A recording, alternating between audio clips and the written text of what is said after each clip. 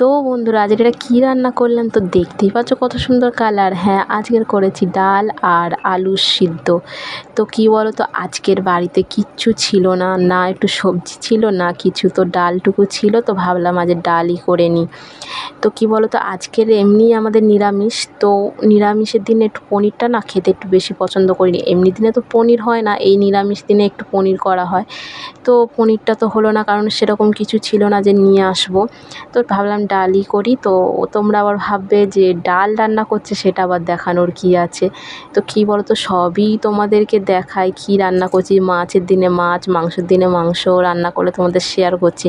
তো ডালটা কেন নয়, কারণ আমি কীভাবে ডাল করি সেটাও তোমাদেরকে দেখাই। তা সবার তো রান্না সমান হয় না।